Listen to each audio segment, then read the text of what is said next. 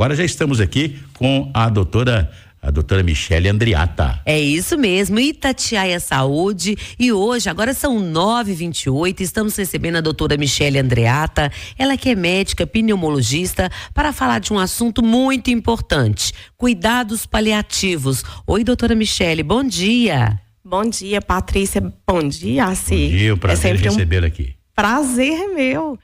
Os meos pacientes amam, inclusive, assisti-los. Oh, que obrigado, coisa boa. obrigado. Eu gostei do prazer dela, você viu? É isso aí. Prazer é meu, bem animada. Doutora Michele, vamos falar sobre os cuidados paliativos? O que são esses cuidados? Muita gente confunde cuidado paliativo com o final da vida. E a gente não faz isso. Na verdade, o cuidado paliativo é uma visão diferente da medicina, que a gente preza pela qualidade de vida. O diagnóstico já não é tão importante. O que é importante é eu entender o que é prioridade para o meu paciente.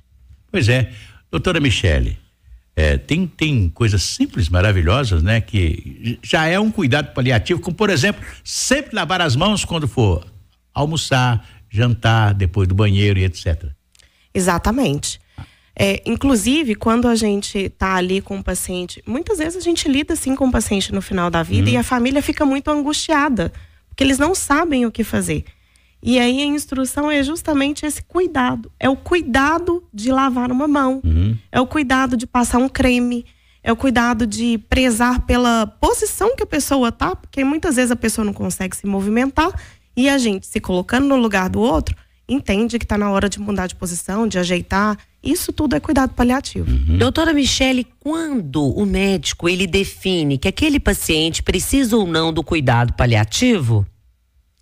Bom, hoje em dia as pessoas já estão mais habituadas. Antigamente, esse termo cuidado paliativo, ele era restrito até entre os médicos, né? Os médicos tinham medo de acionar o cuidado paliativo. Hoje em dia, com a difusão aí, nos meios de comunicação, inclusive, mostrando o que a gente faz, a gente tem sido acionado cada vez mais precocemente e isso melhora a qualidade de vida do paciente. Porque não necessariamente, como eu falei, o paciente está ali em terminalidade, no final da vida.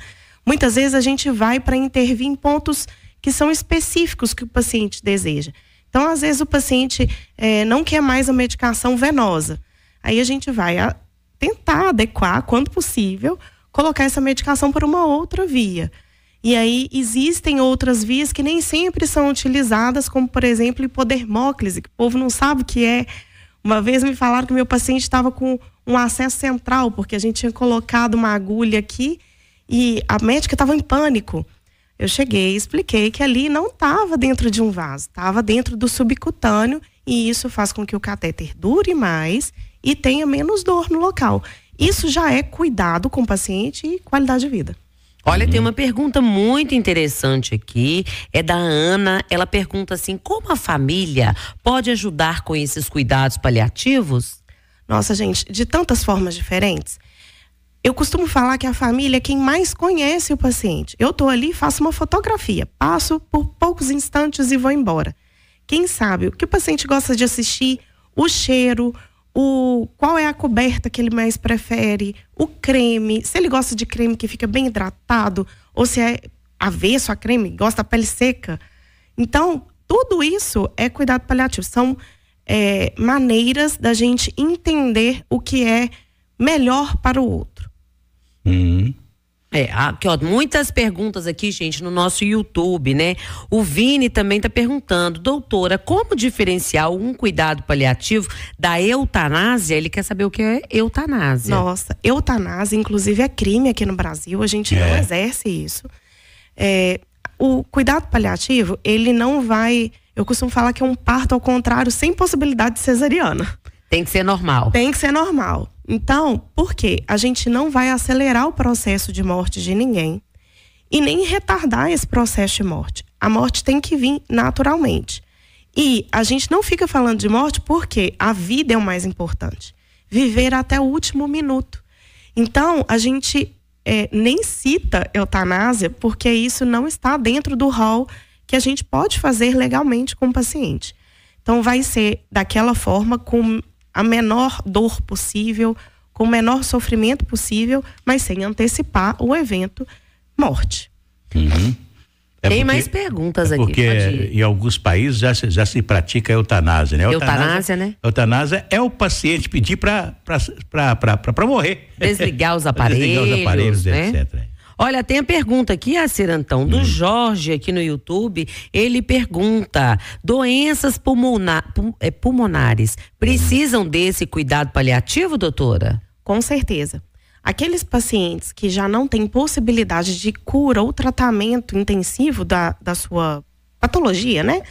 Da sua doença, a gente entra assim com cuidado paliativo. Na doença pulmonar é muito importante porque a gente fala de falta de ar. Alguém aqui já teve falta de ar? Não, eu não. Eu nunca tive. Que coisa gente, boa, mas né? é terrível, é desesperador. Principalmente quem tem asma, né? Vive muito na falta de ar, né? Então a gente preza por isso, né? A gente entra com medicações, com recursos que vão diminuir essa sensação de falta de ar.